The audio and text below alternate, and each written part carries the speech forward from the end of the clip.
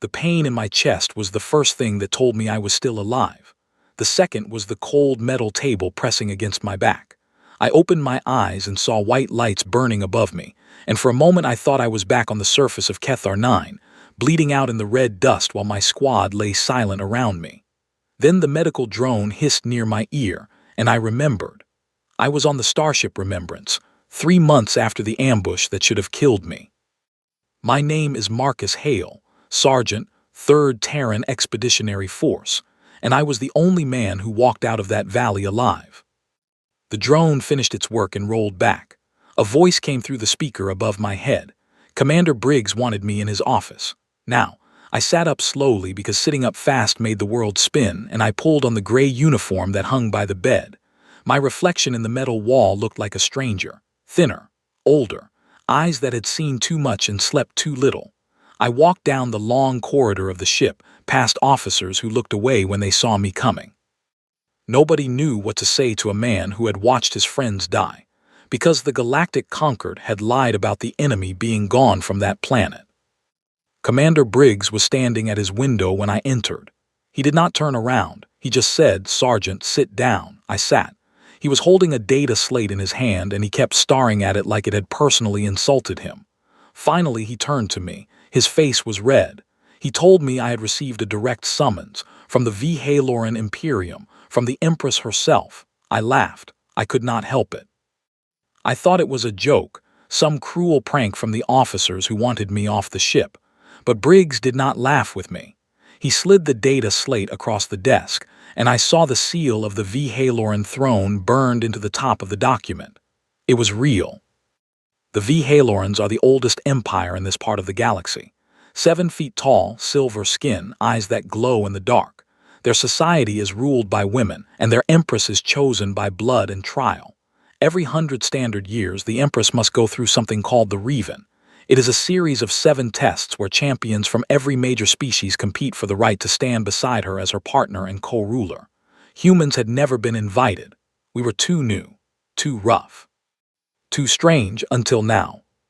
I read the document twice. I still did not believe it. Briggs told me the Vihaloran Council had pushed for a human to be included this time. A political move, he said, something to do with trade deals and border agreements. The Empress herself had supposedly approved my name from a list of candidates. I asked why me. Briggs shrugged and said, "Because you survived Kethar 9 and because you have nothing left to lose." I wanted to argue, but he was right. My family was gone. My squad was gone. The only thing I had left was a uniform and a grudge against the universe. I was given 12 hours to pack. A Vihaloran shuttle was already docking with the Remembrance. I did not take much. A small bag of personal items, a photograph of my mother, my service knife, which I was told I could not bring into the trials but could keep as a reminder of who I was. The ship that came for me was long and black, shaped like a curved blade, and the inside smelled like metal and something sweet I could not name. The Vihaloran pilot did not speak to me. She just nodded once and pointed to a seat. I sat. The shuttle detached, and I watched the Remembrance shrink behind us until it was just a dot of light among the stars. The journey took 4 days. During that time, I read every file the Terran government had on the Vihaloran Imperium. I memorized names, ranks, customs, laws. I learned that the current empress was called Zyra Vihalkoran, and that she was only 29 cycles old, which for her species was still quite young. I learned that her 2 older sisters had been killed before she took the throne, and that nobody would say out loud who had killed them. I learned that the last 3 empresses had all died before their 50th cycle. None of them had died of old age. When we arrived at the Vihaloran throne world, I was not prepared for how beautiful it was.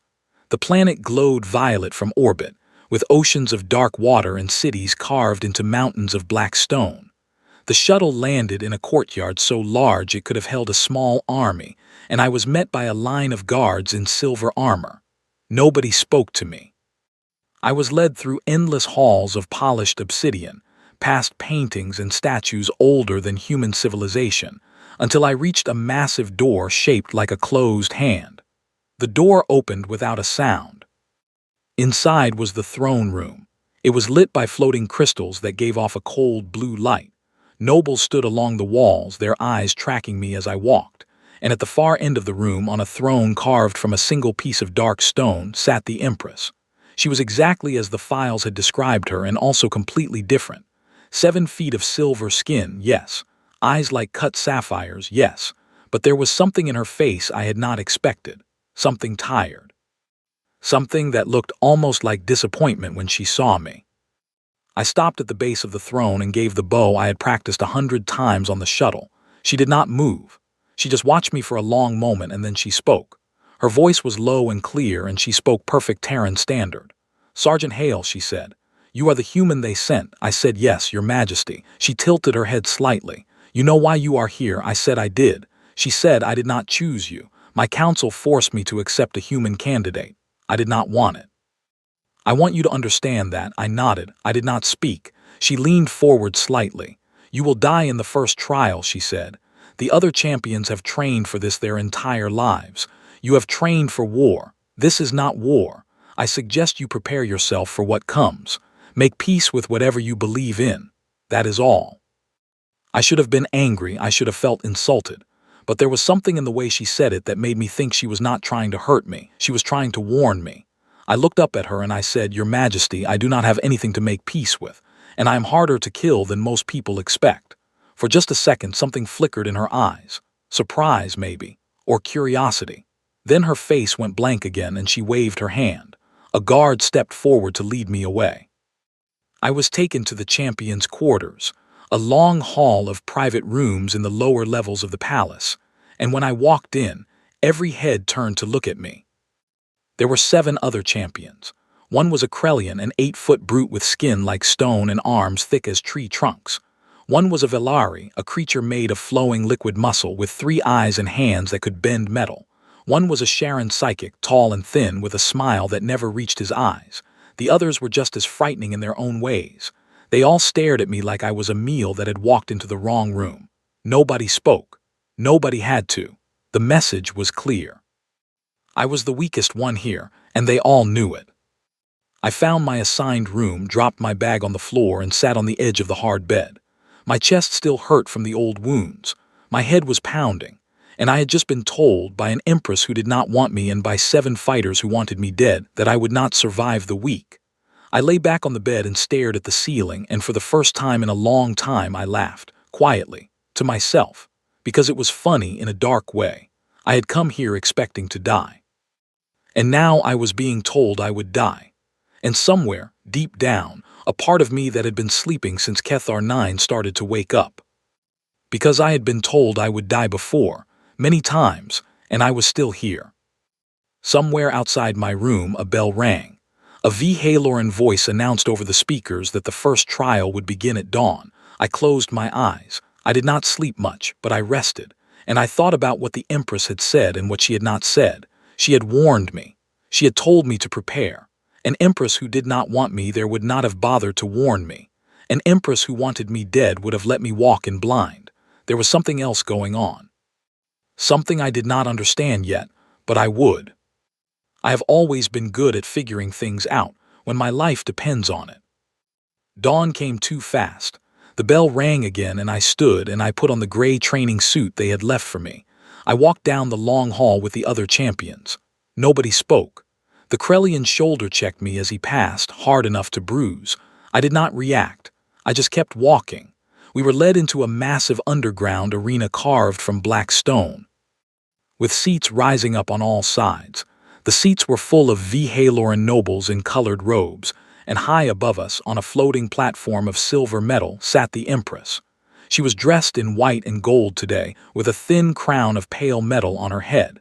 She did not look at me. She did not look at any of us. She stared straight ahead, like a woman watching something she had already seen too many times. A voice announced the first trial. It was called the Crucible of Breath. 8 champions would enter a sealed arena. A toxic gas would be released. The last 3 standing would advance. The other 5 would not. The rules were simple. The reality was that I had a standard human respiratory system, a basic combat filter mask, and about 90 seconds of usable air before the gas would start to work on me. The Krellian had 3 lungs. The Velari breathed through its skin. The Sharon did not breathe at all in the way I did. I was the only one in the room who was going to suffocate. I walked to my starting mark on the arena floor. I checked my filter. I looked up one more time at the floating platform where the Empress sat. This time she was looking at me, just for a second. And in that second I saw it again. That flicker. That small thing behind her eyes that was not disinterest. It was something closer to regret. The gate sealed.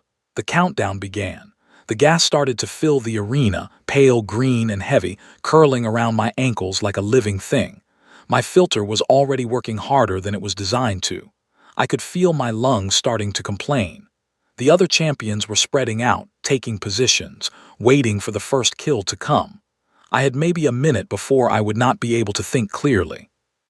I took one deep breath through my filter, the last good breath I knew I would get, and I started to move, because I had a plan. It was a bad plan, a desperate plan, the kind of plan that a sane man would never try. But I was not a sane man anymore.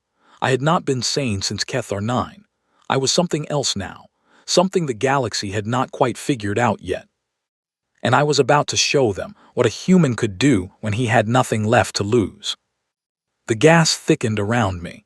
The Krellian spotted me first. He smiled, which on his face looked like a wound opening, and he started walking toward me with the slow confidence of a man who had already won.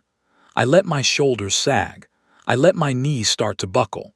I let him think the gas was taking me. I have always been good at playing dead. It was one of the few skills that had kept me alive on Kethar 9. And in that sealed arena, with the whole Vhaloran court watching from above, I was about to use it again. The Krellian came closer, and somewhere high above us, the Empress leaned forward in her seat. She did not know it yet, but she was about to watch something that no one in the history of the Revan had ever seen before. A human winning a trial he was supposed to lose. The gas kept rising. My vision started to blur at the edges. The Krellian was 10 steps away. 9. 8. I kept my breathing shallow. I kept my eyes half closed. I let my body sway just enough to sell the lie, and I waited for him to get close enough that I could do the one thing I had come here to do. Survive. No matter what it cost. The Krellian took another step, and I smiled just a little behind my filter because he had no idea. None of them did. The Empress did not know. The Council did not know. The other champions did not know. They had all looked at me and seen a man who was already finished, a weak human sent to die for a political gesture.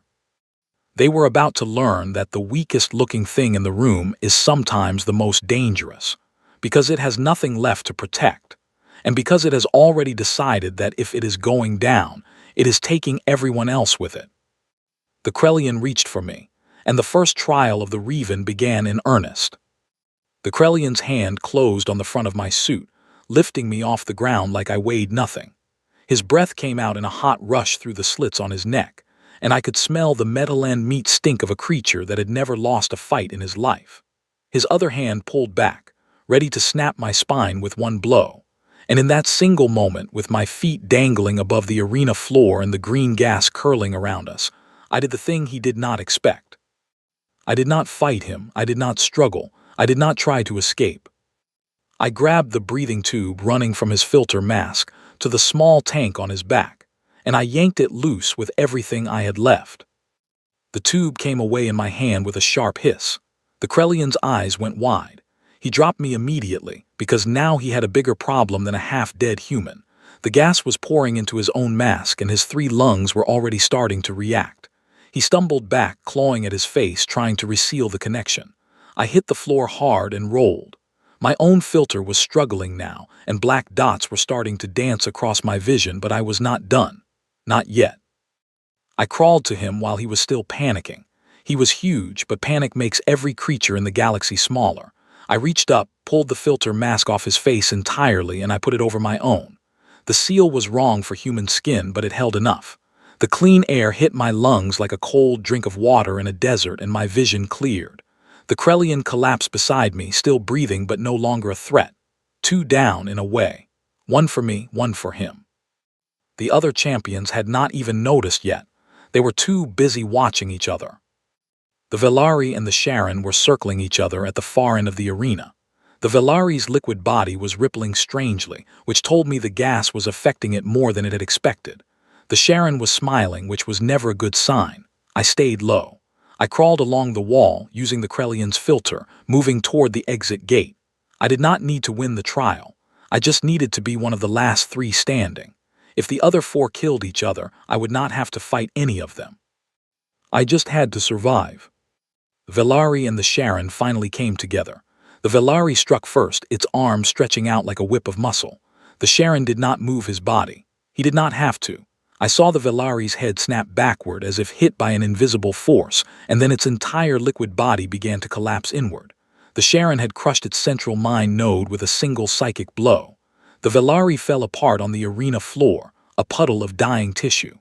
The Sharon turned his head and looked straight at me. He had known where I was the whole time. He started walking toward me, slow, confident.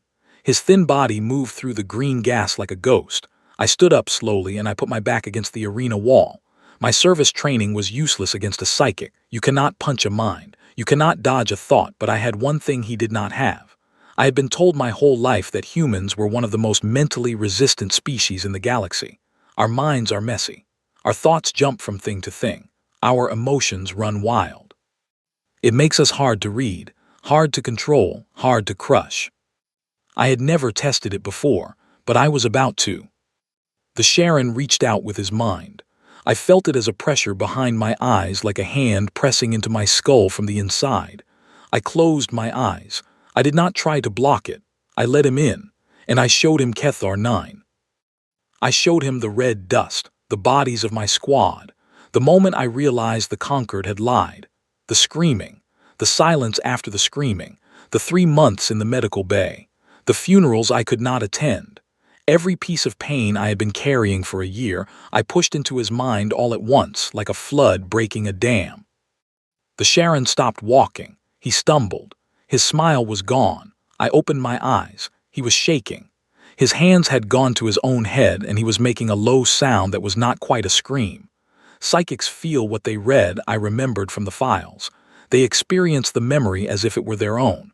And I had just made him live through the worst day of my life in full detail in 1 second. He dropped to his knees. I walked past him. I did not touch him. I did not need to. He was done.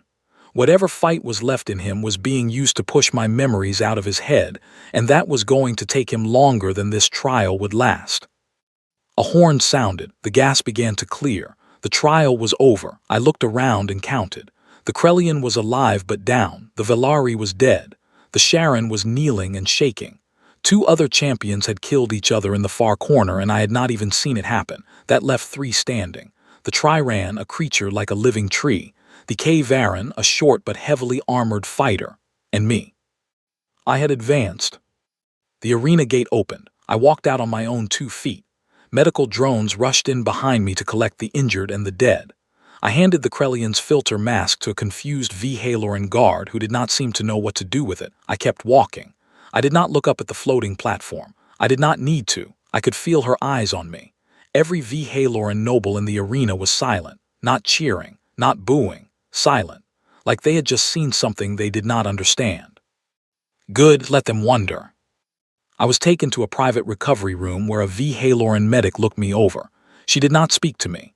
She just worked in silence, cleaning the burns on my face where the filter mask had sealed poorly, treating the small injuries I had picked up. When she was done, she left without a word. I sat on the edge of the bed and breathed. Just breathed. My hands were shaking, but not from fear. It was the after-battle shake, the body's way of releasing everything it had held back during the fight. I had learned to welcome it. It meant I was still human. The door slid open. I expected a guard. I expected someone to take me back to the champion's quarters. I did not expect the Empress. She walked in alone, no guards, no attendants. She was still in her white and gold, but the crown was gone and she looked smaller without it. She closed the door behind her and stood against it, as if she wanted to be able to leave quickly if she needed to. She looked at me for a long moment. I looked back. Finally she said, "How did you know the gas would affect the Krellion's mask if you removed his tube?" I said I did not know for sure. I just knew his mask was a standard military design, which meant the seal depended on the tube being connected. If the seal broke, the gas would get in. It was a guess. She said a guess that worked. I said most of my life has been guesses that worked. The ones that did not work are dead. She was quiet for a moment. Then she said, "The Sharon, what did you do to him?" I said I showed him something he did not want to see. She nodded slowly. She said that was clever, cruel but clever. I said he tried to get into my head first. I just gave him what he asked for. She walked a little further into the room and sat down in the single chair by the wall. She folded her hands in her lap. She looked tired, tired in a way that I recognized because I had seen it in my own reflection 100 times. She said, "Why did you come here, Sergeant Hale?" I said, "Because I was ordered to." She said, "No. That is why you boarded the shuttle. That is not why you walked into that arena today." She was right. I thought about it. I said, "I suppose because I did not have anywhere else to be." She said, "That is the most honest thing anyone has said to me in 6 months." I asked her something I had been wanting to ask since the throne room. I asked, "Why did you warn me?" She was quiet for a long time, long enough that I thought she was not going to answer. Then she said, "Because I have watched 7 of these trials in my life. As a child, as a princess, and now as empress. And every time a young man or woman is paraded in front of me knowing nothing about what they are walking into, most of them die. Not from the trials, from what comes after. The houses choose who wins. The houses choose who dies. The Reven is not a competition. It is a theater. I thought you deserved to know that before you stepped onto the stage." I said, "So the trials are rigged." She said, "Not all of them, not completely. The early trials are real because the houses enjoy the spectacle, but by the 5th or 6th trial the winner has already been chosen. Always," I said, "and this time, who did the houses choose?" She looked at me. She said, "They did not choose anyone yet. They are waiting to see what you do. You are new, unexpected. 3 of the great houses think they can use you, 2 think you must be removed. The rest are waiting." I said, "And you, what do you think?" She did not answer that. Instead, she stood up. She walked to the door. She paused with her hand on the frame. Without turning around, she said, "The second trial is in 2 days. It is called the Hunt of Shadows. You will be placed in a forest you do not know at night with no weapons. You will be hunted by the nobles of House Vrenari. They have paid the trial masters for the right to test you personally. They do not expect you to survive. I want you to survive. Do you understand me, Sergeant Hale?" And then she was gone. I sat in that room for a long time after she left. The medic came back to check on me, saw I was fine, and left again. Food was brought. I ate without tasting it. My mind was working through what she had told me. The trials were partly rigged. The houses were watching me. Some wanted to use me. Some wanted me dead. And the Empress, the woman who was supposed to be the prize at the end of all this, had just broken every rule of the Reven to warn me about an assassination attempt disguised as a test. Which meant one of 2 things. Either she was playing a game of her own that I did not understand, or she was desperate in a way I had not realized. Or both. I was taken back to the champion's quarters that evening. 3 of the other rooms were empty now. Their occupants would not be coming back. The Krellian was in the medical bay, recovering but out of the competition. The Sharon was gone as well, though no one would tell me where. The Triran nodded to me as I passed, a small gesture of respect I had not expected. The K Varan just watched me with its single large eye and said nothing. The others treated me differently now, not as a friend. But not as a joke anymore either. I spent the next 2 days preparing. I studied everything I could find about the forests of the Vhaloran homeworld. I studied House Vrenari, the noble family that had paid for the right to hunt me. They were old money, old power, and they had a long history of killing people who embarrassed them. I did not sleep much. I ate everything they brought me. I stretched. I practiced moving silently on the polished floor of my room, finding the places where my boots made the least sound. I was not going to win by being stronger than them. I was going to win by being harder to find than they expected. On the morning of the second trial, a different guard came for me. She was younger than the others, and she did not meet my eyes when she spoke. She told me to follow her. I followed. She did not lead me to the usual arena gate. She led me down a side corridor, through a small door, and out into a cold morning courtyard where a small transport was waiting. Inside the transport, already seated, was the Empress herself. She was dressed in a traveling cloak of dark gray. She did not look at me as I climbed in and sat across from her. The door closed, the transport lifted off. We flew in silence for a while over black mountains and silver lakes. Finally, she spoke. She said, "I am not supposed to be here." I said, "I gathered that." She said, "I have about 20 minutes before I need to be back in the palace." I said, "You are taking a risk." She said, "Yes." I said, "Why?" She pulled something out from under her cloak. It was a small, flat disc, no larger than a coin. She pressed it into my hand. She said, "This is a V-Haloran tracking blocker.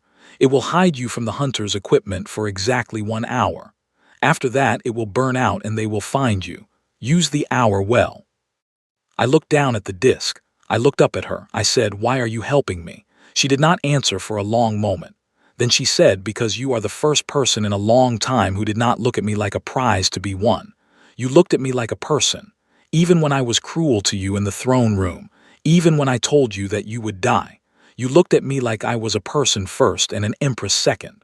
I had forgotten what that felt like. I did not know what to say. I closed my hand around the disc. I said, "Thank you, Your Majesty." She said, "My name is Zyra. When we are alone, you may use it, only when we are alone." I said, "Zyra." It sounded strange on my tongue and right at the same time. She almost smiled, almost. It did not quite reach her face, but it was there in her eyes. The transport began to descend. We were coming down at the edge of a vast dark forest, with trees taller than any building I had ever seen, their leaves black against a sky that was already starting to turn toward evening. The transport landed in a small clearing. A trial official was waiting.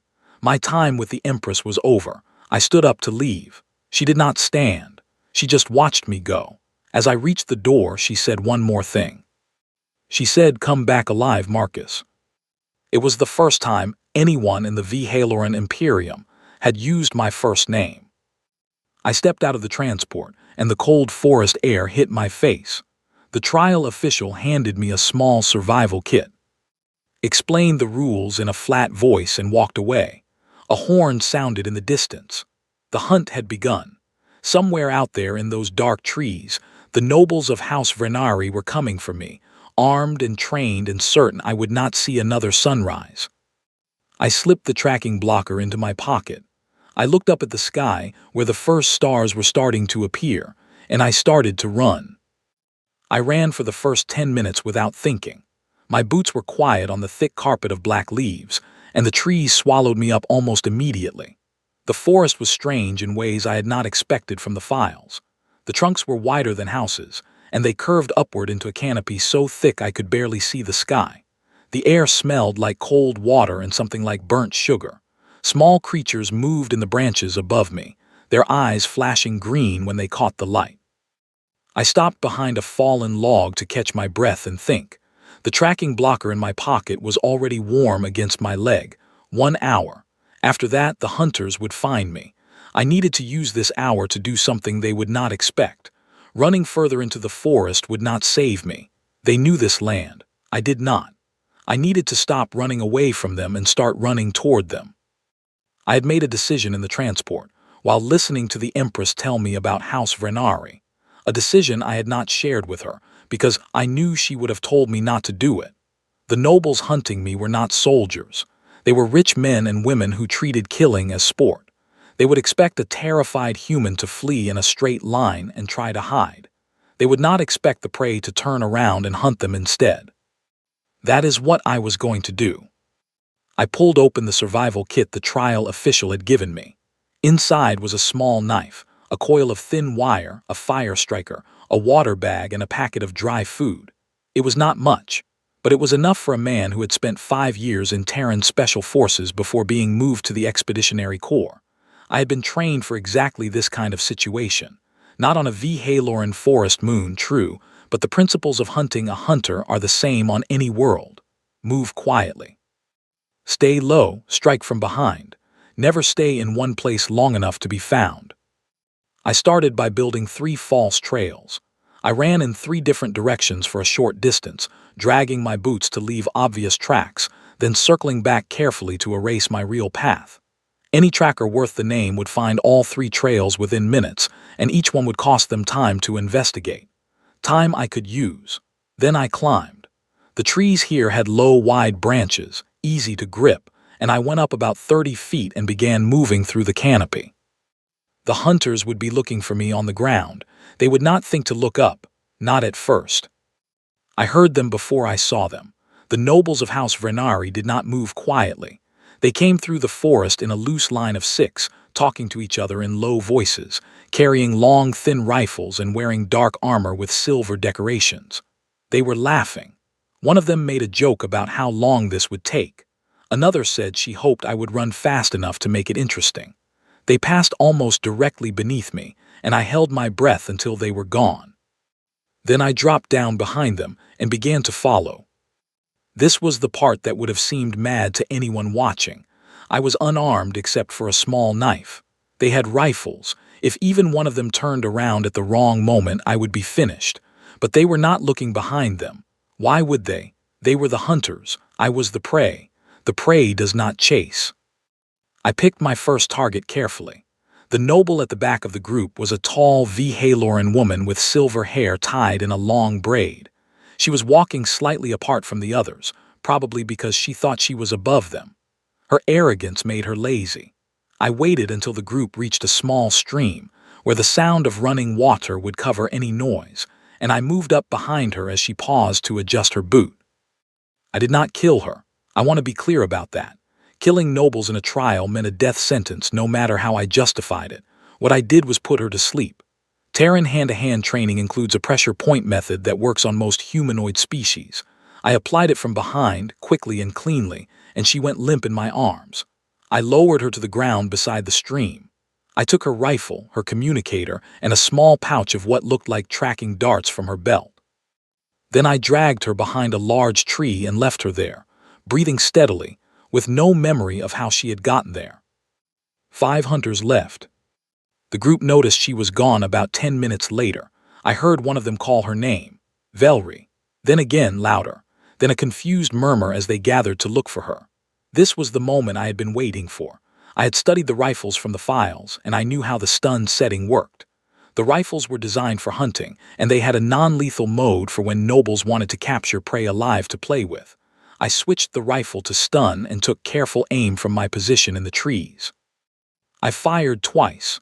2 nobles dropped before the others understood what was happening. The remaining 3 panicked. They started firing into the trees around them, shouting orders that contradicted each other. I moved through the branches, silent as I could manage, and I fired a 3rd shot. Another noble dropped. 2 left, and they were now terrified. They ran. They actually ran back the way they had come, shouting for backup on their communicators. I let them go. I did not want to kill them, and I did not want to push my luck. I climbed down from the tree, gathered the 3 unconscious nobles, checked that they were breathing, and left them neatly arranged beside the stream. I took their rifles and their communicators. I kept 1 rifle and destroyed the others by removing their power cells and throwing them into the water. Then I disappeared back into the forest. The tracking blocker was down to 15 minutes. I needed to use every one of them. By the time the blocker burned out, I was 3 miles away in a small cave I had found at the base of a rocky hill. The cave was dry and narrow, and I had brushed away my tracks at the entrance. I sat against the back wall and ate some of the dry food from the survival kit. I drank a little water. I listened. For a long time I heard nothing. Then far away I heard the sound of a Vhaloran patrol ship passing overhead. It moved slowly, searching. It did not stop. It did not see me. I let myself smile just a little. The night passed slowly. I did not sleep, not really, but I rested in short pieces, one eye always on the cave entrance. The forest around me was alive with sounds I did not recognize, calls of birds, the rustle of large creatures moving through the undergrowth. Once, something very large passed by the cave entrance, close enough that I could see its silver eyes glowing in the dark. It did not come in. I did not move. It went away. In the early morning, just before dawn, I heard voices, many voices. A large force was moving through the forest. They were calling out in Vhaloran, and I understood enough to know they were calling for me, not to hunt me, to retrieve me. The trial had ended. Someone had called it early. I stepped out of the cave with my hands raised and the stolen rifle over my shoulder, barrel pointed down. A Vhaloran officer spotted me almost immediately. She lowered her weapon when she saw I was not a threat. She walked over to me, looking tired and annoyed, and she said, "Sergeant Hale, you are to come with me, immediately." There had been an incident with House Vrenari. 3 of their nobles had been found unconscious by a stream. The house was demanding my execution. The Empress had overruled them. I was being recalled. I asked what had happened to the 2 who escaped. The officer gave me a sharp look. She said, "They reported that you had killed 4 of their number and were hunting the rest." When the recovery team found everyone alive, House Vrenari lost considerable standing in the court. The Empress has declared the 2nd trial complete. You are the winner. The other champions have also been recalled. They will compete again in the 3rd trial with you. I did not show what I was feeling on my face, but inside I was quietly proud of myself, not just for surviving, for winning by not killing. It mattered in a way I could not fully explain. It meant I was still myself. It meant the soldier who had walked out of Kethar 9 had not been erased by what happened there. He was still here. He still had rules, even when no one was watching. I was flown back to the palace in a small shuttle. When I arrived, I was taken directly to the Empress, not to the throne room, to a smaller private hall with tall windows that looked out over the city. She was standing alone, waiting for me. She turned when I entered. She did not speak at first. She just looked at me for a long moment as if she were checking that I was really there, really alive. Finally she said, "You did not kill them." I said no. She said, "Why not?" I said, "Because I did not need to. Killing would have given House Vrenari a reason to come after me with everything they had. Leaving them alive and embarrassed was worse for them." She was quiet. Then she said, "That is the thinking of a diplomat, not a soldier." I said, "I have been both." She almost smiled again. Almost. She walked to the window. She said, "The houses are angry, all of them." I said, "What does that mean for me?" She said, "It means they do not know what to do with you. You are not behaving the way they expected. A human champion was supposed to be easy to predict. Either you would die quickly or you would win and be easy to control. You are doing neither. You are winning in ways that make them look foolish."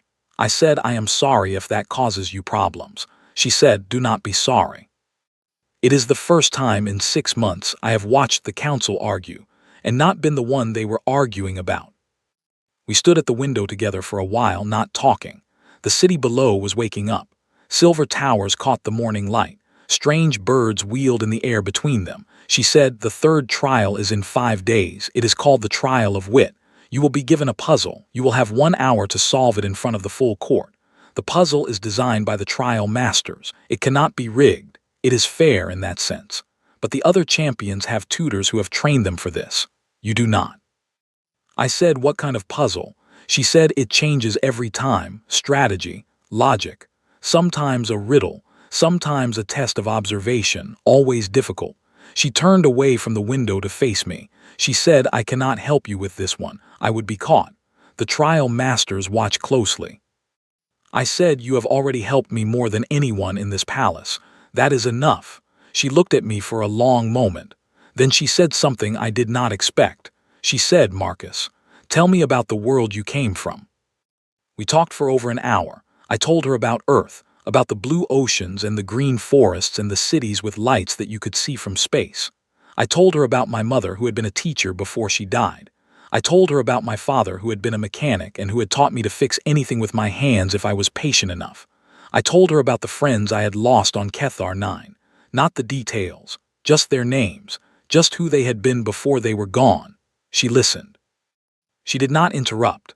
When I was finished, she told me about her own life, about her 2 sisters who had been her best friends and who had been killed when she was 17 cycles old, about her mother, who had been cold and distant and who had never once said she was proud of any of them, about the years she had spent learning to be an empress when all she wanted was to be left alone.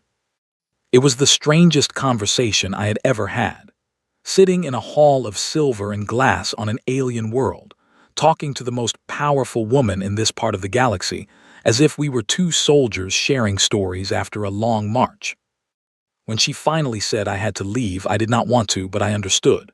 Her attendants would come looking for her soon. We could not be found together. I stood to go. She said, "Marcus." "Wait," I turned. She said, "There is something you should know about the 3rd trial. It is watched more closely than any other trial. Every noble house, every ally, every enemy, everyone in the Imperium will be watching. Whatever you do in that trial, it will decide how the rest of this Revan plays out. I said I understand. She said no, you do not. This is the moment where the houses will decide if you are a tool they can use or a threat they must remove. Everything depends on which one they believe. I thought about it. I said, so I need to be neither. She said, yes, but more than that. You need to be something they have not seen before, something that does not fit into their plans, something they cannot predict. I said, I will try. She said, do not try, do it. And then she turned back to the window and I knew the conversation was over. I went back to my room. The palace was quiet. Most of the nobles were still in shock from what had happened with House Vrenari. I lay on the hard bed and I stared at the ceiling and I thought about what she had said. Something they had not seen before. Something they could not predict. I had ideas, but they would take time. For the next 5 days I prepared. Not for a specific puzzle because I could not know what the puzzle would be, but I prepared myself. I read every book the Haloran Palace Library would let me access. I studied the great puzzles and riddles of their history. I learned the patterns their trial masters preferred. I watched recordings of past trials of wit where I could. I ate. I slept when I could. I did not see the Empress again. She was busy with the houses, trying to keep the political situation from falling apart while the trials continued. On the morning of the third trial, I woke up before dawn. I sat on the edge of my bed. I thought about my mother, about my father, about the squad I had lost, about Zyra, who had warned me and helped me and shared her life with me, even though doing any of those things could destroy her. I thought about what kind of man I wanted to be when I walked into that trial chamber. I decided I was not going to win the puzzle just to win. I was going to win it in a way that would make the houses afraid. Because fear was the only thing they respected. And fear, used correctly, could buy me and Zyra the one thing we needed most. Time. I put on my gray suit. I walked down the hall. The other champions were already assembled, 3 of them now plus me. 4 total had made it through the first 2 trials, the Triran, the K-Varan, a Melari insect woman I had not paid much attention to before, and me. We walked together toward the trial chamber, and for the first time none of them looked at me like I did not belong. I did not know what puzzle I was about to face. I did not know who would win, but I knew I was ready, and I knew that whatever happened in the next hour, it was going to change everything. The doors to the chamber opened. The court was waiting inside, every noble house, every ally, every enemy, and high above them all on her throne was Zyra. She looked at me as I walked in, and for just a second her eyes met mine. She did not smile. She did not nod. But something passed between us that did not need words. Come back alive, Marcus. I was going to do more than that. I was going to come back winning. The third trial chamber was a circular room with a high domed ceiling, and in the very center was a raised platform made of what looked like black glass. On that platform sat 4 podiums, one for each remaining champion, and in front of each podium was a small silver box. The audience was arranged in rings around the platform, so that every noble in the court could see clearly. Zyra sat on a raised seat at the far end of the chamber, flanked by 2 of the oldest trial masters, both of them elderly Haloran women with faces like carved stone. We were led to our podiums. I was placed between the Triran and the Melari. The K-Varan was across from me. A trial master stepped forward and explained the rules in a voice that carried through the chamber without any need for amplification. Each of us would open our silver box at the signal. Inside would be a puzzle. We would have 1 hour to solve it. The solution must be presented aloud to the court. Failure to solve meant elimination. Success meant advancement to the 4th trial. If more than 1 champion solved correctly, the first to do so would be declared the winner of this trial, and would have the advantage in the next. A second trial master added that communication between champions was forbidden.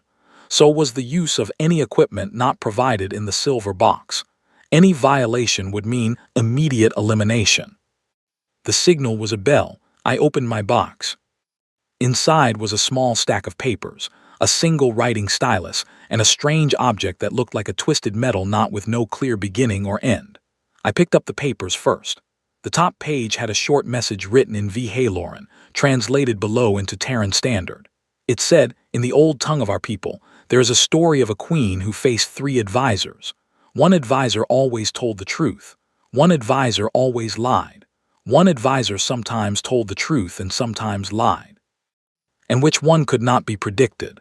The queen needed to choose a path through a dangerous forest, and only one advisor knew the safe way.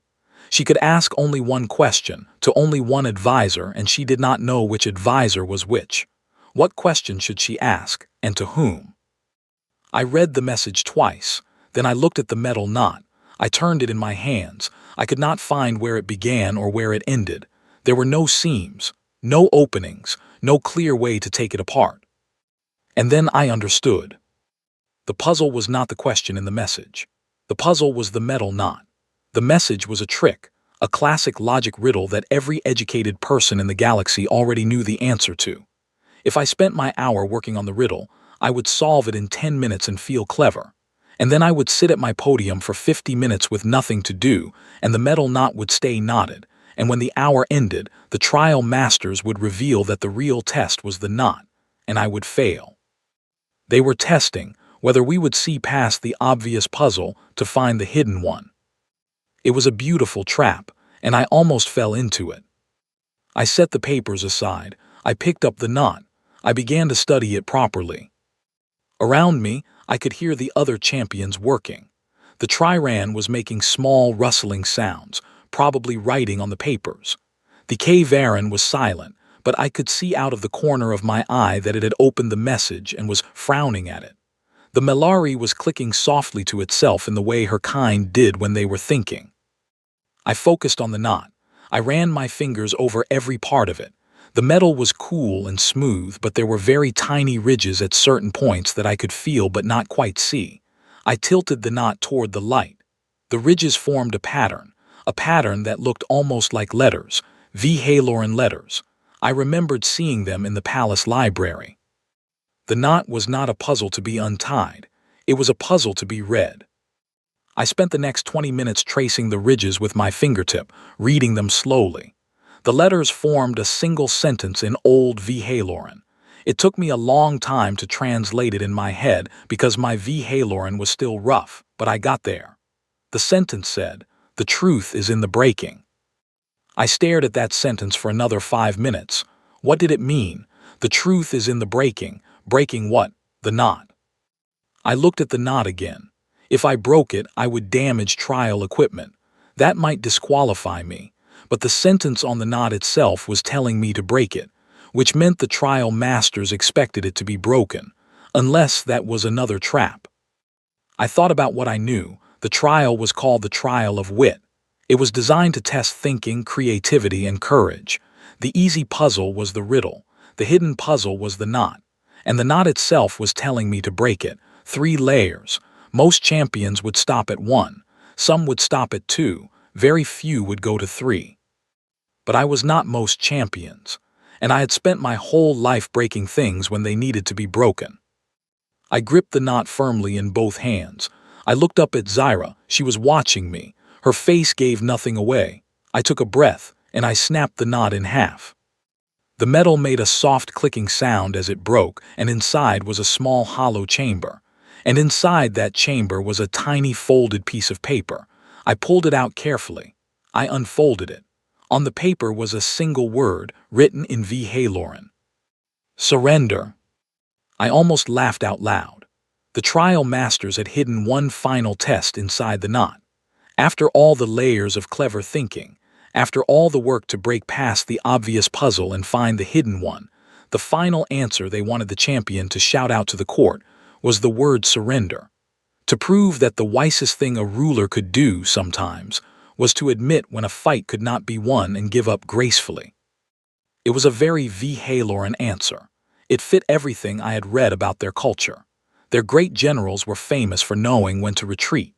Their greatest empress in history had been the one who had ended a war by surrendering a fight she could have won, because winning would have destroyed too much. The trial masters wanted me to stand up and say the word surrender, and the whole court would understand that I had found the deepest meaning of the puzzle. And I was not going to do it. Because Zyra had told me I needed to be something the houses had not seen before, something they could not predict, something that did not fit their plans, and every champion in Vhaloran history who had won the trial of wit by giving the expected answer had fit the plans perfectly. That was why those champions had all been controlled by the houses afterward. The houses had planned for them, predicted them. I was going to give a different answer. I raised my hand, signaling that I was ready. The chamber went very quiet. The other three champions were still working. The Kvaran looked over at me with something like disbelief. The Triran had not even noticed I had moved. The Melari clicked once softly and went back to its work. A trial master stepped forward. She asked me, "Do you have your answer?" I said, "I do." She said, "Present it to the court." I stepped away from my podium. I walked to the edge of the platform where I could see every face in the chamber. I held up the broken pieces of the metal knot in one hand and the small folded paper with the word surrender in the other. I spoke in a clear voice. I said, "The puzzle has 3 layers. The first is the riddle on the papers, which asks a question about advisors and truth. The answer to that riddle is well known. You ask either remaining advisor which path the third advisor would recommend, and you take the opposite path. The second layer is the knot itself, which has a message hidden in the ridges, saying the truth is in the breaking. The third layer is what I found inside the knot when I broke it, a paper with a single word: surrender." A low murmur went through the court. The trial masters were watching me very carefully. I continued. I said the expected answer, the answer the trial was designed to produce, is for me to say the word surrender and give the court a lesson in wisdom. But I am not going to give that answer, because there is a 4th layer to this puzzle that no one has seen yet. The chamber went completely silent. Zyra leaned forward on her throne. The trial masters looked at each other. I said the true answer to a puzzle that asks you to surrender is not to surrender. It is to ask why the puzzle is asking you to surrender in the first place. A wise ruler does not simply do what she is told, even by ancient tradition. A wise ruler asks who benefits from her surrender. And in this case, if the answer to the trial of wit is surrender, then the champion who becomes the Empress's partner is the one who has proven most willing to give up. That is not a partner. That is a puppet. This puzzle does not test wisdom. It tests obedience dressed up as wisdom, and I refuse to answer it on those terms. The silence in the chamber was so deep I could hear my own heartbeat. I said my answer is this. The question should not be, do I surrender? The question should be, to whom am I surrendering and why? I surrender to no house. I surrender to no council. If I give my loyalty, I give it by choice to a person for a reason. That is my answer. That is my solution to the puzzle. I walked back to my podium. I set the broken knot and the paper down on top of it. I stood quietly, with my hands folded in front of me, and I waited. For a long moment, nothing happened. The trial masters were whispering to each other. The other champions had all stopped working. The court was completely still. Zyra was watching me with an expression I could not read, and the 2 old women beside her looked as if they had just swallowed something bitter. Finally, one of the trial masters stepped forward. She was the oldest of the 3. Her silver hair was almost white with age. She walked slowly up to the platform. She stopped in front of me. She looked at me for a long time. Then she said, in a voice that was surprisingly clear and strong, "Sergeant Hale, you have given an answer that is not in our books. You have given an answer that no champion has given before in the 1100 years of the Revan. The trial masters must confer. The court will wait." The 3 old women gathered together at the side of the chamber. They spoke in low voices, their heads closed together. The rest of the court waited. I did not look at Zyra. I was afraid if I did, I would see fear in her face, and I needed to stay focused. The other champions stared at me. The Triran looked confused. The Kvaran looked angry. The Melari looked, for the first time, interested. After what felt like a very long time, the trial masters came back. The oldest one stood at the center of the chamber. She raised her voice so the whole court could hear. She said, The trial of wit has a purpose. That purpose is to test the mind of the champion. The champion Sergeant Marcus Hale has shown that his mind is not only capable of solving the puzzle in front of him, but of questioning the puzzle itself. This is a kind of wisdom that is rare, and in the old writings of our people, was considered the highest form of intelligence. The trial masters declare that Sergeant Hale has passed the trial of wit. He is the first champion to do so. The other champions will complete their answers for the record, but Sergeant Hale is the winner of this trial. The court exploded into sound. Some nobles cheered, many did not. Some were shouting in anger, some were clapping. House Vrenari in their blue robes were standing and shouting about an insult to tradition. Other houses were shouting them down. It was chaos. I stood at my podium and kept my face calm, but inside I was shaking. I had done it. I had given an answer that did not fit any plan. The houses had no idea what to do with me now. Some of them were realizing, right now in this chamber, that I might be dangerous to them. Others were realizing that I might be useful in ways they had not considered, and all of them were going to have to change their plans. Zyra stood up. The chamber quieted. She raised one hand. She said, "The court will come to order. The trial of wit is complete. The champions will return to their quarters. The fourth trial will be held in 7 days. That is all." She turned and left the chamber, followed by her personal guards. The trial masters bowed and followed. The nobles began to file out, still arguing among themselves. I was led back to my quarters with the other champions. None of us spoke. The Triran kept glancing at me sideways. The Kvaran would not look at me at all. The Melari walked beside me for a while, and then she said softly in accented standard that was foolish or brilliant. I do not know which yet. I said, "Neither do I." She clicked softly and said, "We will see." And then she turned into her own room and was gone. I sat on the edge of my bed. I felt tired, more tired than I had felt in days. Winning a trial was one thing. Changing the rules of the trial while the whole court watched was another. I did not know what was going to happen next.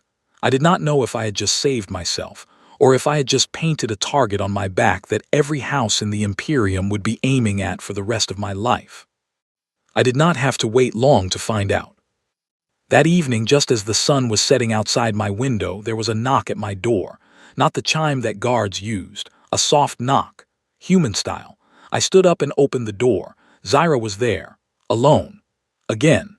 She was dressed in the gray traveling cloak she had worn in the transport, which I had come to understand meant she was moving through the palace in secret.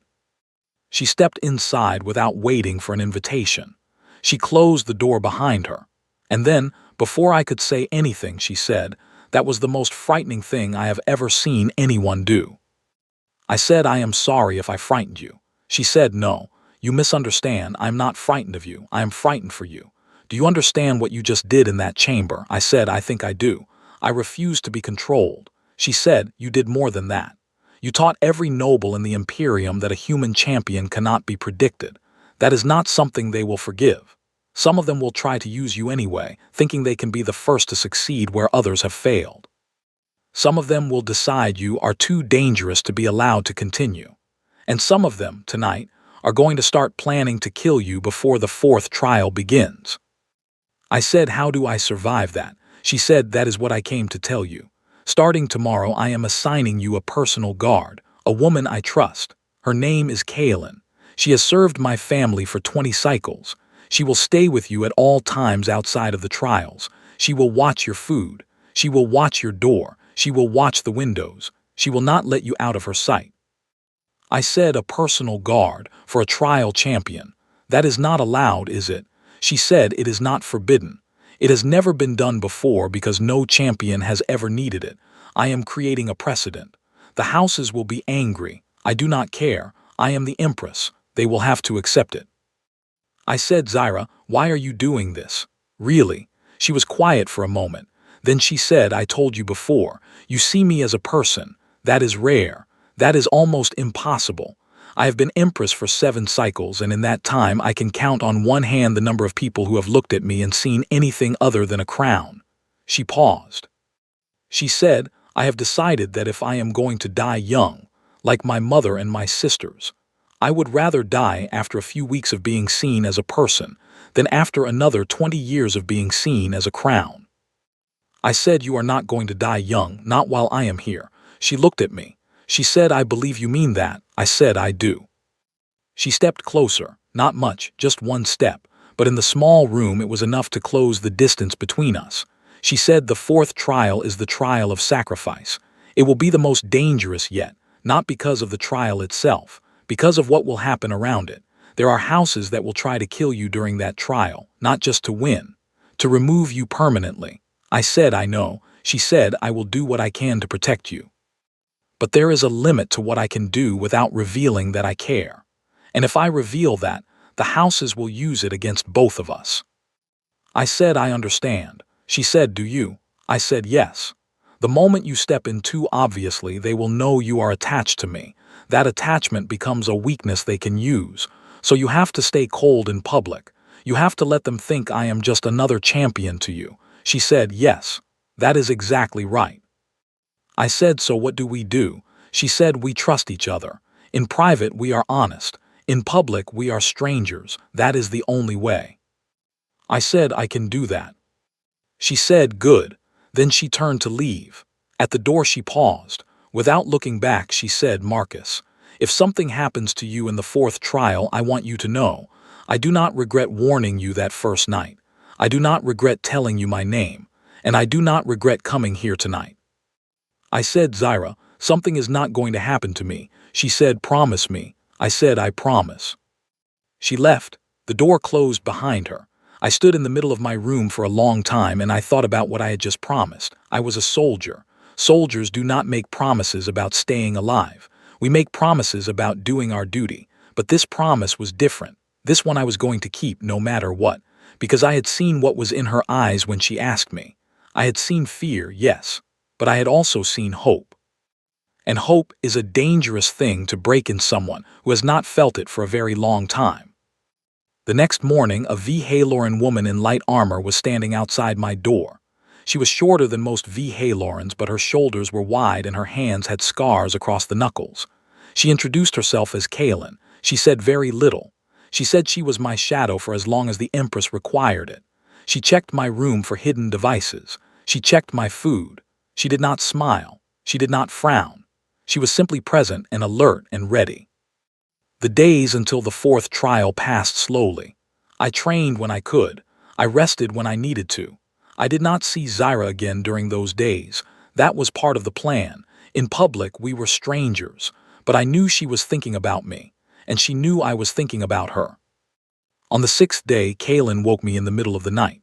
She said, someone has tried to enter the hall. 3 assassins. They have been handled. I sat up. I said, handled. She said, they will not be a problem again. Do not ask more. Sleep now. Tomorrow you must be ready. I lay back down. I did not sleep much, but I understood. The houses were already moving. The attempt on my life had started, and the fourth trial had not even begun yet. On the morning of the trial of sacrifice, Kaylin walked me down the long hall toward the trial chamber. Before we reached the doors, she stopped me. She said, Sergeant Hale, the Empress asked me to tell you something if this day ever came. I said, what? She said to remember that you promised. I said, tell her I remember. Kaylin nodded. The doors opened. I walked inside into whatever was waiting for me, and I knew that everything that had happened so far had only been the beginning. The real trial, the real fight was about to start. And this time, it was not just my life that depended on me winning. It was hers too. The trial of sacrifice was held outdoors, in a wide open valley about 2 hours by shuttle from the palace. The valley was ringed by low hills, and the floor of the valley was a flat plain of pale yellow grass that moved in waves when the wind blew through it. A temporary platform had been built on one of the hills, so the court could watch from a safe distance. Kaylin traveled with me in the shuttle and did not speak the whole way.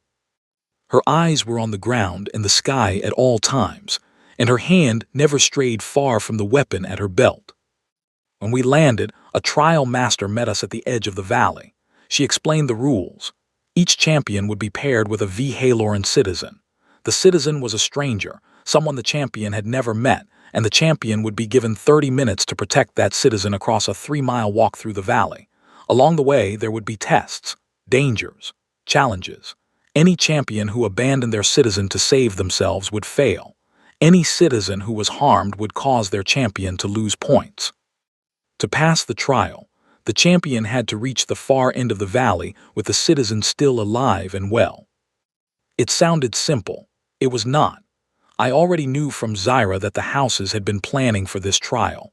I knew that my citizen had been chosen carefully, and when I was introduced to her, I understood immediately why. Her name was Lyra. She was a young woman, maybe 20 cycles old in Vhaloran terms, which translated to something close to a human teenager. She was slender, with silver hair that she had braided into a long rope, and her eyes were wide and frightened. She was not a fighter. She was not trained for this. She was a student, she told me in a small, shaking voice, from the University of Old Karath, and she had volunteered because her family needed the payment the palace was offering. She did not want to die today. I looked at her and I understood. The houses were not just trying to kill me. They were going to make me watch this young woman die first. They were counting on me to break when it happened. They wanted a human who would lose his mind when a child he was sworn to protect was taken from him. They wanted footage of me failing. Proof that humans were too emotional, too attached, too weak to be trusted with real responsibility. I had a different plan. I knelt down so I was at her eye level. I put my hand on her shoulder. I said, Lyra, listen to me. My name is Marcus. I am going to get you through this valley. I need you to do exactly what I say when I say it. Can you do that? She nodded, too scared to speak. I said, good, stay close to me. Do not run unless I tell you to. Do not hide unless I tell you to. If I fall down, you keep moving forward toward the far end of the valley. Do you understand? She nodded again. I stood up. A trial master signaled the start. Lyra and I began walking into the valley together. Behind us, Kaylin stood at the edge of the starting line with her arms folded. She could not come with me. The rules said champion and citizen only. But I knew she was watching. I knew she would act if she saw anything she could act on. The first mile was quiet. Too quiet. The tall yellow grass swayed around us. The sky was pale and cloudless. I kept Lyra just behind my right shoulder where I could see her without turning my head, and I watched the grass for movement. Every 20 steps I stopped and listened. Lyra did not complain. She just stayed close and walked when I walked and stopped when I stopped. The first attack came at the 1-mile mark. It was not an animal. It was not a hunter. It was a drone.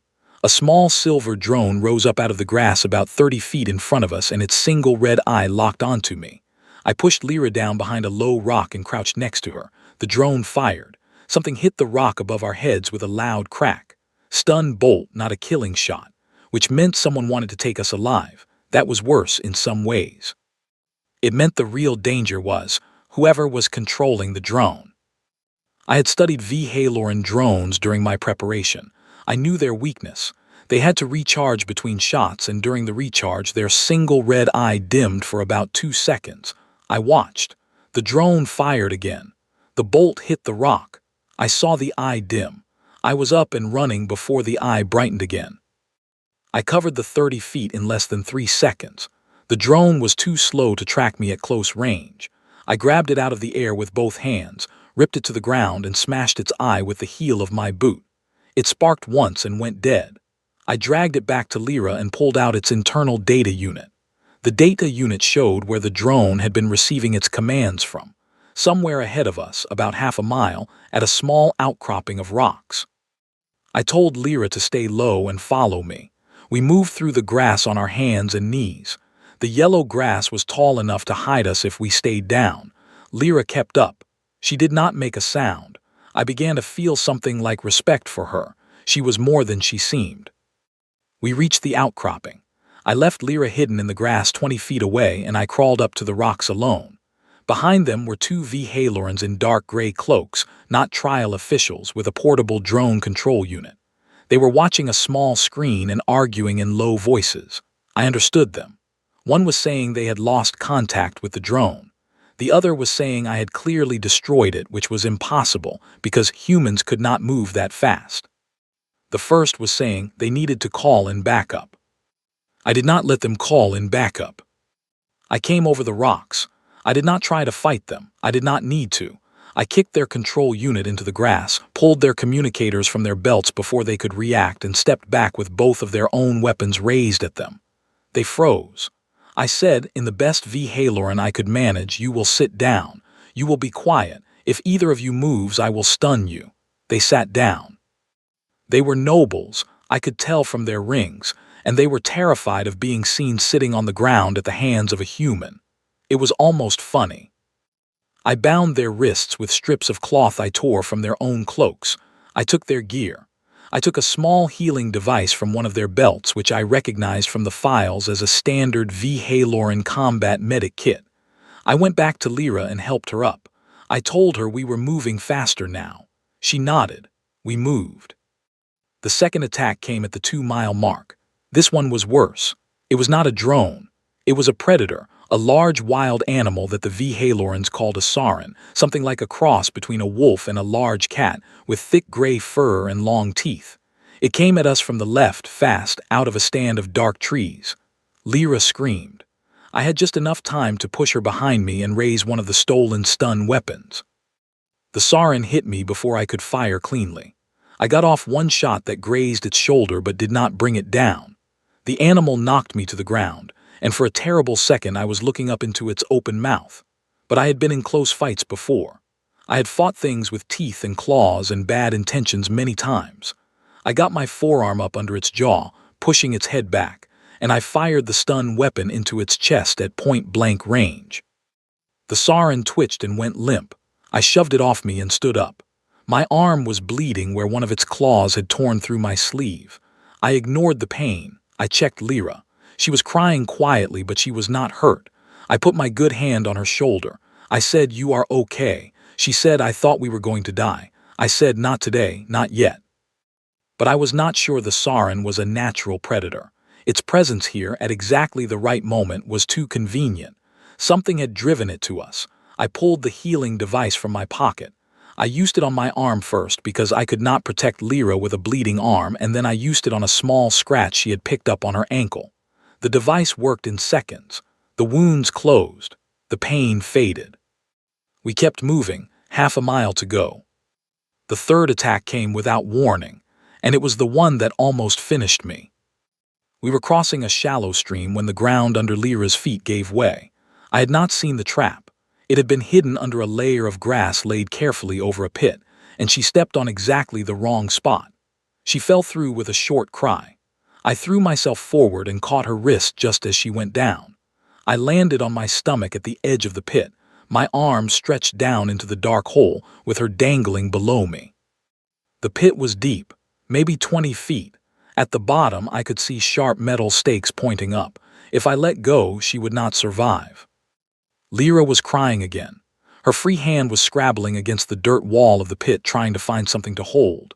I said, "Lyra, look at me. Look at my face." She looked up. I said, "I am not going to let go. Do you understand me? I am not going to let go." She nodded. I began to pull her up, hand over hand, slowly, carefully. She was not heavy, but the angle was bad and the edge of the pit was crumbling. Then I heard them coming. 3 figures moved through the grass behind me. I could hear their boots. I did not have to look to know they were nobles. I could hear the soft sound of expensive armor. They had been waiting for this moment. They were here to finish what the drone and the sarin had not. They were going to arrive at the pit just as I was struggling to pull Lyra up, and they were going to force me to choose. Save the girl and be killed, or let her fall and save myself. They thought that was the choice I had. It was not. I dragged Lyra up the last few feet in one hard pull and rolled her onto the grass behind me. I stayed on my stomach at the edge of the pit. I did not turn around. I said to her very quietly, "Lyra, go, run, do not look back." She started to protest. I said, "Go." She ran. I listened to her footsteps fade into the grass. I waited. The 3 figures came out of the grass behind me. I heard one of them laugh softly. I heard another say, well, the human is down. This will be easier than we thought." I rolled over and fired before they understood what was happening. I had not been struggling to pull Lyra up. I had been waiting for them to come close enough, waiting for them to believe I was tired and beaten. I had one stun weapon in my good hand and the other tucked under my chest. I brought both of them up and I fired in a sweep. The first noble went down before she could raise her weapon. The second got off a wild shot that missed me by several feet. The third turned to run. I did not let him. I rolled forward, came up on one knee and fired twice more. Both of them fell. Silence. I stood up. My chest was heaving. My arm was throbbing where the Sarin had clawed me earlier, even after the healing device. I checked all three figures. They were unconscious but alive. I took their weapons, smashed their communicators, and left them where they had fallen. Then I ran after Lyra. I caught up with her near the end of the valley. She was sitting in the grass, shaking, her knees pulled up to her chest. She looked up when I approached, and when she saw me, she burst into tears of relief. I knelt next to her. I said, "We are almost there. You have to walk the last bit with me, okay?" She nodded. I helped her up. We walked the final 100 yards together. The trial officials were waiting at the finish line. So were the medics. So was Kaylin, standing at the front of the crowd, her eyes meeting mine as we crossed the line. She did not smile, but something in her face relaxed. I knew she had been worried. A trial master stepped forward. She said, "Sergeant Hale, you have completed the trial of sacrifice. Your citizen is alive and unharmed. You pass." Then in a lower voice she said, "There are reports of 3 unconscious nobles on the valley floor, armed and out of their homes without permission. Did you encounter them?" I said, "I encountered 3 individuals who attacked us. They are alive. They are bound and disarmed. They are where I left them." The trial master nodded slowly. She said, "That will be noted." Then she turned away. Lyra was taken to the medics. Before they led her away, she turned back to me. She said, "Thank you, Marcus." I said, "Take care of yourself, Lyra. Go home to your family." She nodded, and then she was gone. I was taken back to the shuttle with Kaylin. She sat across from me. She said, 3 noble houses, all on the same day. This is worse than she expected. I said, "What will she do?" Kaylin said, "She will act. She does not have a choice anymore. They have shown their hand too openly." She said this in a quiet voice, and her eyes were cold. We flew back to the palace in silence. When we landed, I expected to be taken to my quarters. Instead, Kaylin led me to a different part of the palace, a part I had not seen before, a quiet wing with soft lighting and no guards at the doors. She stopped in front of a single black door. She said, "Go in. I will wait here." She stepped aside. I opened the door. Inside was a small private chamber with a fireplace, a low couch, and tall windows looking out over a dark garden. Zyra was standing at the windows, her back to me. She was not in imperial robes. She was in a simple dark dress, her silver hair loose around her shoulders. She turned when she heard the door close. She walked to me. She did not stop. She came right up to me, and before I could say anything, she put her arms around me and rested her head against my shoulder. I froze, then I wrapped my arms around her, carefully, as if she were made of something that could break. She said into my shoulder. I watched the whole thing, every second, from the drone to the Sarin to the pit. "I thought I was going to have to watch you die." I said, "You did not. I am here." She said, "You almost were not here." She pulled back and looked up at me. Her eyes were wet. She said, "The moment you went flat at the edge of the pit, I knew. I knew you had a plan, but I did not know if it would work. For 30 seconds I did not breathe. I am still not sure I am breathing now." I said, "Zyra, breathe." She half laughed, half sobbed, and put her forehead against my chest. We stood like that for a long time. When she finally stepped back, she walked to the couch and sat down. She patted the cushion next to her. I sat. She poured 2 glasses of something pale blue from a decanter on the low table, and she handed one to me. She said, "Drink this. You have earned it." I drank. It was sweet and cold, and it went straight to my head, which was probably the point. She said, 3 houses tried to kill you today, publicly, stupidly. I had been waiting for them to move, but I did not think they would be this bold. They thought they had you. They thought a human would break when a child was in danger. They bet everything on that. And now they have lost everything. I said, "What happens now?" She said, "Now I act. The 3 houses involved will be stripped of their titles. Their assets will be taken by the crown. Their leaders will be removed from the council. It will be the largest political action in my reign. It will make enemies of many. It will also make it clear to every other house that moving against you is the same as moving against me. I said, is that wise? She looked at me. She said, it is necessary, it is long overdue. My mother let the houses get too strong because she was afraid of them. My grandmother did the same. For 3 generations, the crown has been weaker than the great houses. It is time that changed. You have given me the reason I have been waiting for, Marcus. You have given me the excuse to finally do what should have been done decades ago. I said I did not come here to reshape your empire. She said, I know. That is why you were the right person to do it. The ones who come here wanting to change things are the ones who break things. You did not want anything. You only wanted to survive. And in surviving, you showed everyone, including me, that the old way is not working. We sat together for a long time. We talked about small things, about our childhoods, about the kinds of food we liked, about the books we had read. It was strange in the middle of so much danger to have such an ordinary conversation, but it was the most human thing I had done in months. Eventually she said, the 5th trial is in 10 days, I have pushed it back.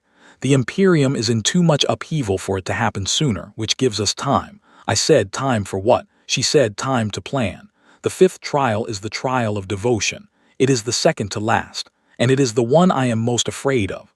Because in the trial of devotion, the champion must prove their loyalty to the Empress, not by serving her, by letting go of her. Every champion in history has been asked to give up something they love in order to prove they love the Empress more. I said, what are you afraid they will ask me to give up? She was quiet. Then she said, you. I said, I do not understand. She said, they will ask you to give up yourself. They will ask you to renounce your humanity, not in words, in something more permanent. In a ritual, they will ask you to take a drug that changes your mind, that makes you more V-Haloran, that makes you forget your old loyalties. It is called the rite of becoming. It has been done to every non-V-Haloran champion who reached the 5th trial for 800 years. It is considered an honor. But what it really does is erase who you were before. I said, they are going to try to make me forget Earth. She said, yes, they are going to try to make you forget me too. The old me, the honest me, the woman who came to your room at night and told you her real name. If you take the right, you will still be Marcus Hale. But you will be a Marcus Hale who has been told his whole life that V-Halorans are superior and who believes it now. You will love me the way a subject loves a queen, not the way a person loves another person. I said, then I will not take it. She said, if you refuse, you fail the trial. You are eliminated. And eliminated champions at the trial of devotion do not go home. They stay, as servants, forever. They are not allowed to leave because the rite has already been begun and they are considered half V-Haloran now. The Imperium will not release them. I said, so I take the drug and lose myself, or I refuse and lose my freedom. She said, those are the traditional outcomes. Yes. I said, then we need a third option. She looked at me. She said, that is exactly what I have been thinking for the past 10 days, and I have an idea, but you will not like it. I said, tell me. She took a deep breath. She said, Marcus, what if, at the trial of devotion, you did something no champion has done before? What if you refused to compete? What if, instead of taking the drug or refusing the drug, you invoked an ancient law that has not been used in 1100 years? A law that would change everything. A law that would take you off the board as a potential consort entirely and turn you into something else. I said, what law? She said, the oath of the bound blade. In the oldest records of our people, before the Revan existed in its current form, there was a different kind of role for a warrior who proved themselves to the Empress. Not a partner, not a consort, a protector. A champion who swore their life to the Empress's safety and nothing else. A bound blade could not rule, could not inherit, could not hold political power, but they also could not be touched by the houses. They were sacred. And they stood between the Empress and her enemies forever. I said, and this is an option. She said, it is an old option. It has been forgotten by most, but it still exists in our law. No one has sworn it for more than 1,000 years. If you swear it, Marcus, you will not be my husband. You will not be a prince. You will be my shield. That is all. I was quiet for a long time. Then I said, Zyra, is that what you want? She looked at me carefully. She said, "It is not what I have wanted for myself, but it is what I want for you. You should not have to change who you are to be with me. You should not have to take a drug or swear an oath that makes you less than you are. If you become my bound blade, you stay yourself. You stay Marcus. You stay human. And you stay at my side." I said, "And what about us? The private us, the honest us?" She said, "That part does not have to change. The oath does not forbid it. It only forbids you from having political power, which honestly was going to get you killed anyway. This way you keep your life, you keep yourself, and you keep me, just not as a prince, as something older, something rarer, something I have wanted for a long time without knowing that was what I wanted." I said, "A protector, just a protector." She said, "There is no just about it. A bound blade is the most trusted person in the Empress's life. They share her counsel. They share her home. They do not share her crown because they do not want the crown. That is the point. That is why the houses cannot touch them." I said, "I need to think about this." She said, "Of course, you have 10 days. I stood up to leave. She stood up with me. At the door, I stopped. I said, "Zaira, just so you know, I have been thinking about it for about 30 seconds, and I already know what my answer is." She looked at me. Her eyes were bright.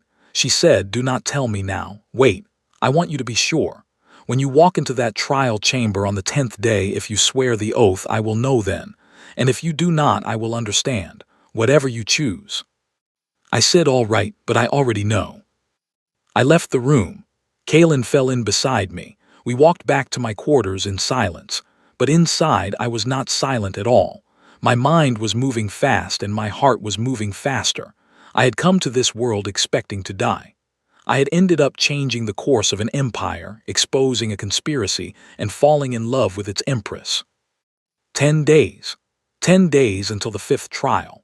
10 days until I walked into the chamber and did something no human had ever done, swearing an oath that had been dead for 1100 years, to a woman who had started as a stranger and become the person I most wanted to protect in this universe or any other. I was ready. The 10 days passed in a way that felt both too slow and too fast. The palace was tense. News of the punishment of the 3 houses had spread, and Zaira had been true to her word. She had stripped them of their titles in a single session of the council, with the full court watching. 2 of the house leaders had tried to argue. 1 had tried to walk out. None of them had succeeded.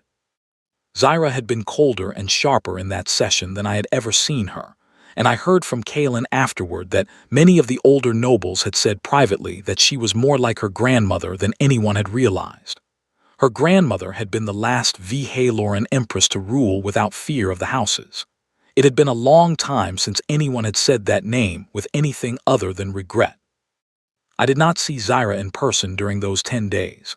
We had agreed to keep distance because the trials were entering their final stage and the spotlight was on us both.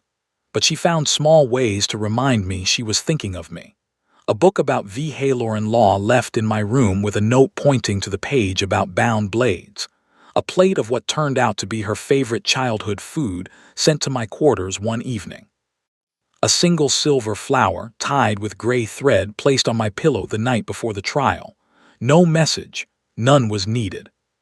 Kaylin told me on the 9th evening that the other remaining champions had been given their preparations for the rite of becoming, the drug that Zaira had warned me about. They had each gone into private chambers with their tutors to begin the mental preparation. They had not come out in 2 days. She said that if I wanted to participate in that preparation, there was still time. I said I would not be participating. She said I thought not, but I was required to offer. Nothing in her voice sounded disappointed. The morning of the trial of devotion was cold. I woke before dawn. I sat on the edge of my bed for a long time just thinking. Then I dressed, not in the gray trial suit this time, in the full ceremonial uniform of the Terran Expeditionary Force which had been delivered to my room the night before at Zaira's orders. Dark green jacket, black trousers, silver rank insignia. The service knife my father had given me, worn in a plain sheath at my belt. I looked at myself in the mirror. I looked like a soldier. That was good. That was exactly right. Kaylin was waiting outside my door. She looked me up and down. She said, "That is not a trial uniform." I said, "I know." She said, "The trial masters may object." I said, let them. She almost smiled. It was the closest I had ever seen her come to it. We walked to the trial chamber together. The corridors were full of nobles moving toward the viewing galleries. Many of them stopped when they saw me. They whispered. Some of them looked angry. Some of them looked curious. None of them looked amused. At the doors of the chamber, Kaelin stopped. She could not come further. She turned to me. She said, Sergeant Hale, I have served the imperial family for 20 cycles. I have seen many champions. I have seen 2 empresses. I want you to know that whatever you do today, I am glad you came here. The empress has smiled more in the last 2 months than in the last 2 years. That is not nothing. I said, thank you, Kaelin. She said, do not die today. I said, I do not plan to. I walked into the chamber. The trial of devotion was held in the same domed chamber as the trial of wit, but it had been transformed. The center platform was gone. In its place was a round stone altar, low and broad, with 4 ceremonial chairs arranged around it. A small fire burned in a bowl at the center. The court was packed. Every noble house was in attendance. The galleries were full.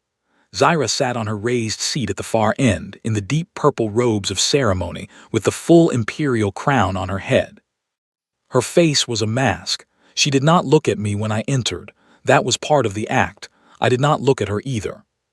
The 3 other champions were already in their chairs. The Triran, the Varan, the Melari. They wore ceremonial robes, not uniforms. Their faces were calm. I saw their eyes, though.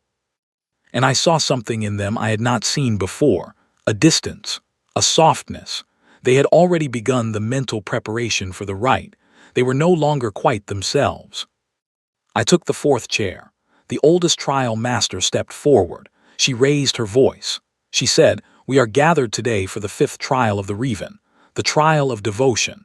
Each champion will now demonstrate their devotion to the Empress by undergoing the rite of becoming. The rite will bind their loyalty to the Imperium in a way that cannot be undone. The champion who demonstrates the purest devotion will advance to the final trial. Let us begin.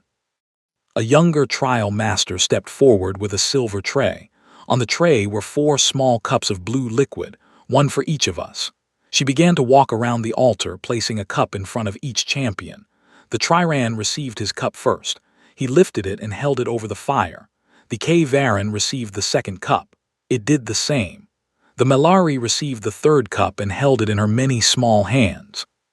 The younger trial master came to me. She placed the 4th cup in front of me. She stepped back. The oldest trial master said, champions, you will now speak the words of devotion and drink.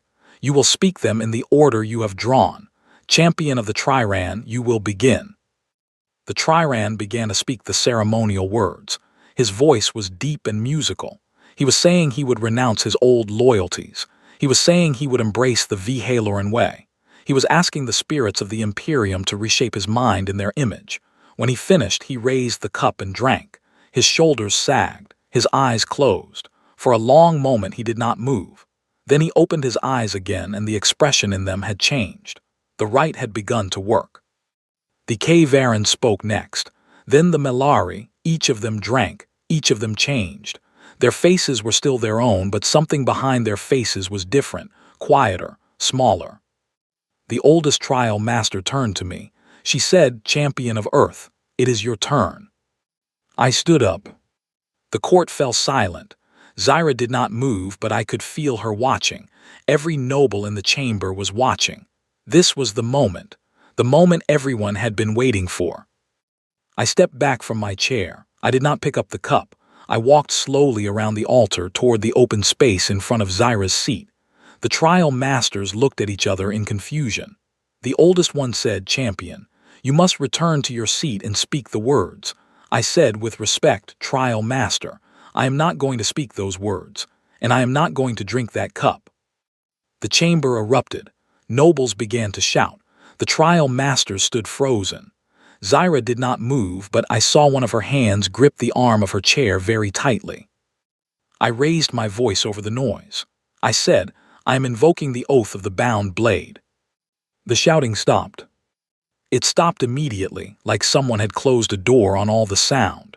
The oldest trial master stared at me. Her eyes went wide. She had not expected this. No one had expected this. The oath of the bound blade had not been invoked in more than 1,000 years. Many of the younger nobles had probably never even heard of it. The second trial master found her voice first. She said that law is not used. It is ancient. It is barely valid. I said it is valid. I have read the texts. It was written by Empress Selene the fifth in the 11th cycle of her reign, and it has never been repealed. It remains in the legal code of the Imperium. I can cite the exact section if you require. The trial masters looked at each other. I had just demonstrated, in front of the whole court, that I knew their law better than most of them did. Zyra had made sure of that during the 10 days. The oldest trial master recovered. She said, even if the law is valid, it is not for the champion to invoke. The Empress must accept the oath. I turned toward Zyra. I looked at her for the first time that day. I said, Your Majesty, I wish to swear the oath of the bound blade to you. I wish to swear my life to your safety, for as long as I live, without claim to title, without claim to rule, and without claim to your house. I wish to serve as your shield. Do you accept my oath? Zyra rose from her seat. The chamber was silent. She stepped down from her raised platform. She walked across the chamber. She stopped in front of me. She was taller than me, but she lowered her head just a little so her eyes met mine. I saw everything in them. Fear, hope, love, relief, gratitude. She said in a clear voice that carried through the whole court, Sergeant Marcus Hale of Earth, I accept your oath. I knelt. I did not know all the Vhaloran words for the ceremony, but I had learned the key ones. I said them now carefully. I placed my service knife on the stone floor in front of me, handle toward her as the old text required. I spoke the words of binding. I spoke my name. I spoke her name. I spoke the words that said I would stand between her and her enemies, and between her and time, and between her and fear itself, for as long as I drew breath. When I finished, Zyra picked up my service knife from the floor. She held it in both hands. She touched the flat of the blade to my shoulder, then to the other shoulder, then to the top of my head. Then she returned it to me. I stood up, I sheathed my knife. It was done. The trial masters were arguing among themselves in quick, low voices. The oldest one finally turned back to the chamber. She said, The oath of the bound blade has been sworn and accepted. By ancient law, Sergeant Hale has removed himself from the competition for the position of consort. He has also removed himself from the ability to claim any house, any title, any political seat, or any inheritance from the crown. He has chosen the oldest and narrowest path available to a champion of the Revan. This is permitted. The trial of devotion is concluded for him. The silence in the chamber cracked open into a roar of confused sound. Some houses were cheering. Many were shouting in outrage. A few were sitting very still, looking like they had just watched the ground shift beneath them, which it had. Because in one moment I had become something they could not use, could not threaten, and could not remove. A bound blade was sacred. No house could touch me without breaking the oldest law in the Imperium. No house could bribe me into a political position, because I had renounced all political positions forever. No house could marry me off to their daughter for alliance, because I was bound to Zyra for life. I was a wall around her, a wall they could not go around, could not go over, and could not take down. Zyra returned to her seat. She raised one hand. The chamber quieted. She said, The trial is concluded.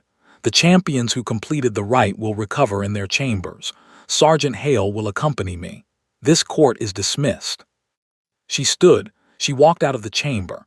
I walked out with her, half a step behind her right shoulder, which was where a bound blade was supposed to walk.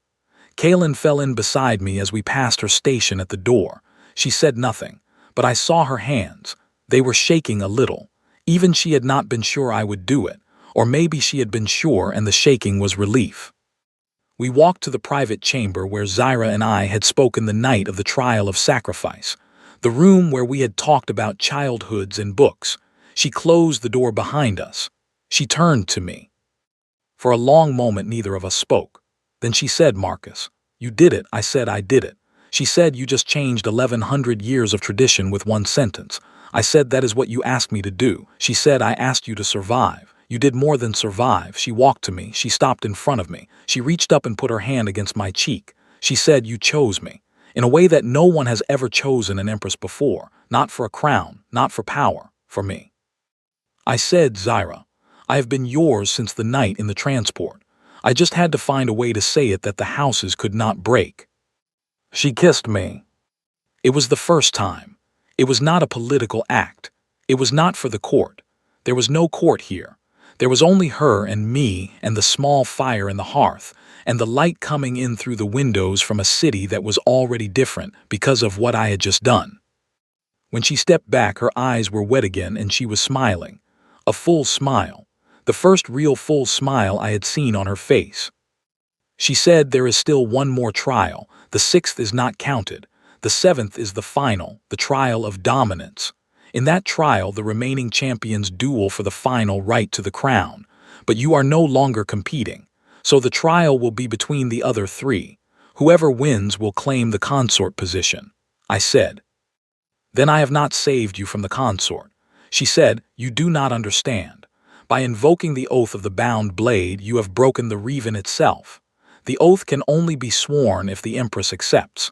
I accepted, which means I have publicly chosen a protector over a consort, which means by the same ancient law the Reven is suspended. I stared at her. She said there will be no consort.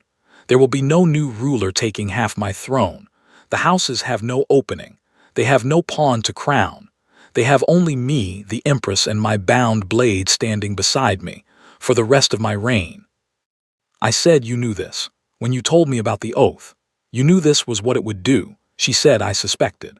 I did not know if the trial masters would accept the legal argument, but I had a team of scholars working on it for the 10 days. By the time you walked into that chamber, they had prepared every citation, every historical precedent, every piece of the law you might need. If the trial masters had objected, I was ready to produce the scholars in front of the entire court. I would have made it politica.